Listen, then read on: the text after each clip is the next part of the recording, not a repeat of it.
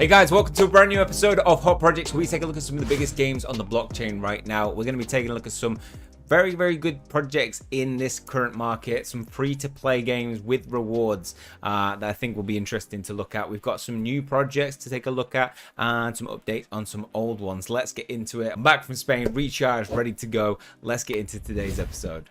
Okay, the first free-to-play game is Carnage Carnival, a game that we covered a while back. This is a MOBA that is coming out, but they have launched a mini-game. I really like a lot of projects that are doing this. Until their full release, they're releasing so many games with rewards, keeps you interested, engaged with the project. And this is prices of 100 BUSD and many more. So I think some of them include packages, so NFTs that you'll be able to use later on down the line.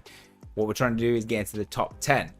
I think I'm going to struggle because these games, people can play these again and again. So let's switch to Chrome, which is where this is at. It didn't work on my Mozilla Firefox, so try that. Otherwise, I've got a blank white screen. So we see the leaderboard currently. 493 kills is the minimum you're going to need to be able to get on that leaderboard. I just logged a score of 188 kills. It runs very much like the Drunk Robots game, where you are shooting like basically, you know, hordes of zombies, but instead of zombies, we've got these like mechanical drones that are coming after us. So let's restart. We can beat 108. Starts off very easy to control. Controls are down in the bottom left, and what we're trying to do is destroy these drones. Now these ones take one hit. It does get more difficult, so my plan is to go over there and then just I'm gonna make the most of every bullet. Oh, I'm just not even hitting anything right now. So yeah, it's about dodging these drones, getting out of the way, using your space. I'm obviously already struggling, but I'm not looking forward to the red drones. The red drones come up next. You have health, so you can get hit by them. You'll only get hit when they actually attack you. Right, we've got a boost, which gives us a bit of extra speed. Like I'm pretty sure that says juice, and it is Kagyad. So these ones take 2 hits. So that's slightly harder to beat. And then there is another level after this. So it's get harder. Okay, so we're looking good alright at the moment. Yeah, last time I got trapped and I couldn't move, so I was just taking non-stop hits. I need to make these bullets count. Alright, we've got... Oh, did we? Ah, I thought we had an energy. There it is.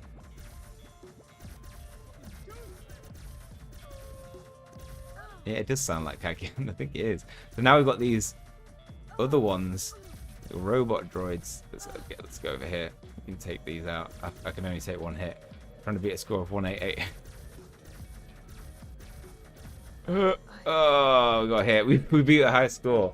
191. I'm gonna try one more time and see if I can beat that. But yeah, you can keep grinding, and some people will be very good at this. Some people have like pretty good strategies for just it's all about the movement, I think. Maximizing every bullet. I think you need to know where your cursor is at all times, and that is where I'm going wrong. Okay, so let's make the best use of these. I think the best thing you can do is just move your cursor to where they actually are. To aim. Yep.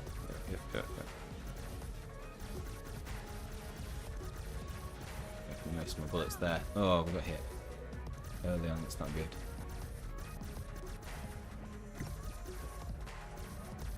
We got some juice there.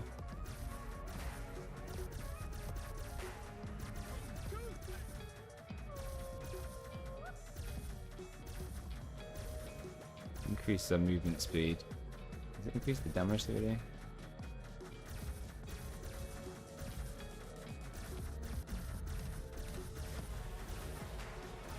I can't get that. Good control.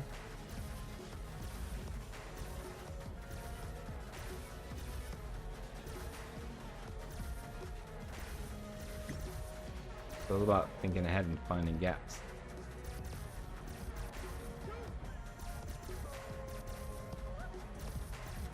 And you know, running into the white ones is probably a good strat. I lost my cursor. Okay, we got that one.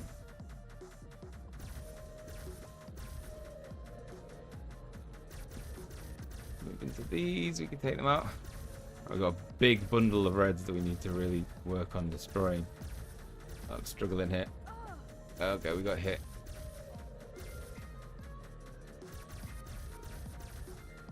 Move into the whites. I'm not touching these reds at the moment. Yeah, until we get the juice. Get the juice. Ah, that one stopped me. No. Okay, into the whites. Safety of the whites. Let's try to get it on this turn. Okay, here we go. We're ready. Get some crowd control now. Okay, so we managed to take out the big one. Got a few more hits that time. What the hell's this?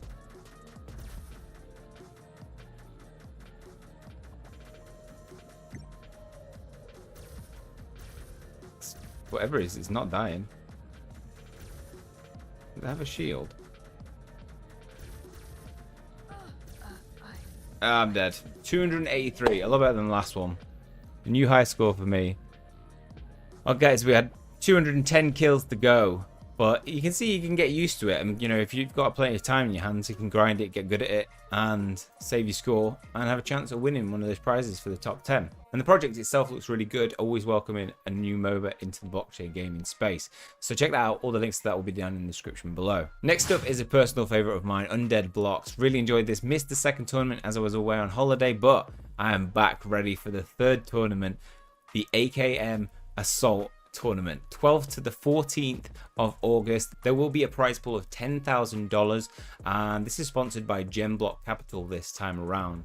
So 10 minutes, kill as many zombies as you can, but zombies will spawn faster every minute. You will not survive. I mean, if somebody tells me I can't do something, it makes me want to do it. I'm definitely going to finish it. Whether I can rank well, we'll see. So if you want to check out the actual rankings and payouts, you can see their little board that they've got. First place will get $1,000, second place $250, third $100, and from that you get just a variety of smaller prizes. It will all come in Z bucks form, but it's worth 10k in total. The top 2,000 players will get paid, which just gives a really good, whereas the other one's top 10, you know, you got to be the best of the best to get that.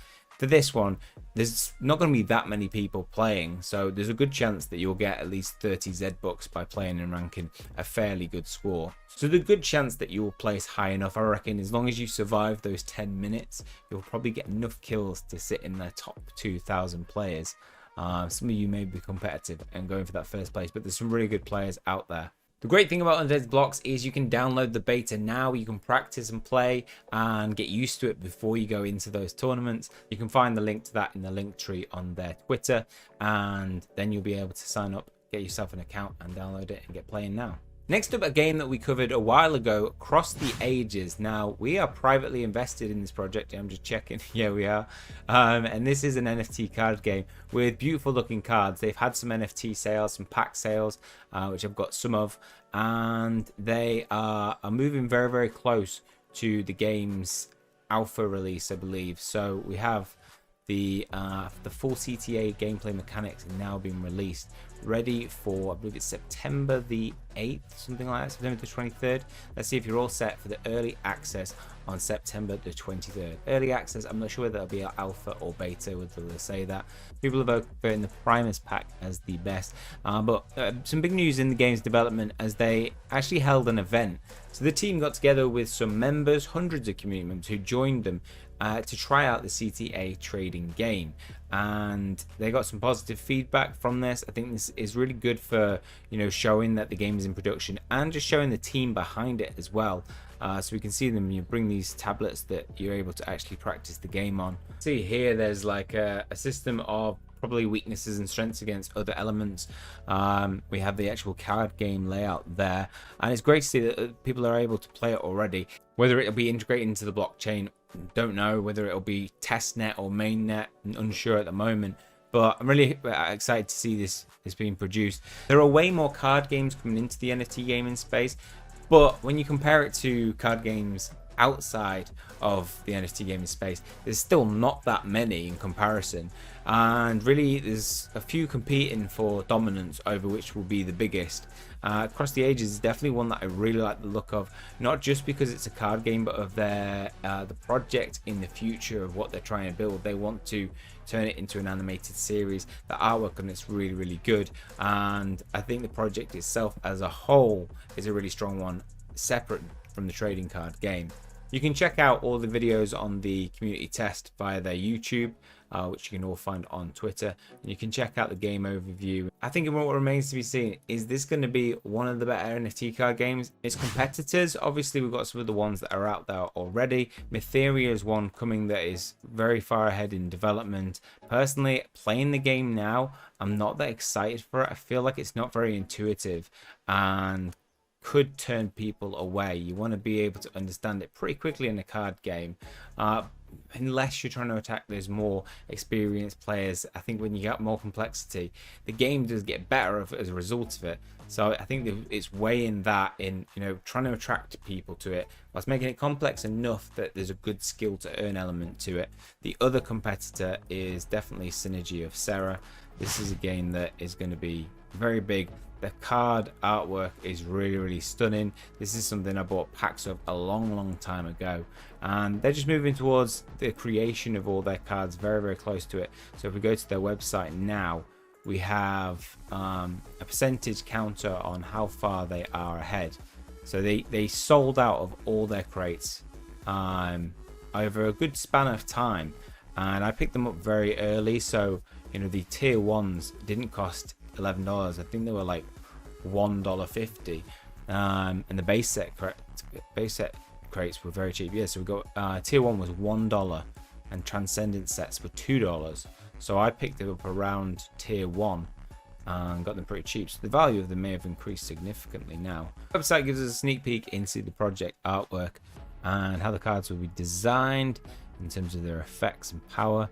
We go down and we can see that of the cargo, the expansion and cosmetic was 400,000 each of crates, and transcendents will have 12 unique artifact cards. These are going to be the big things. If you get this or the 6 unique minting devices, there's going to be some big money in that.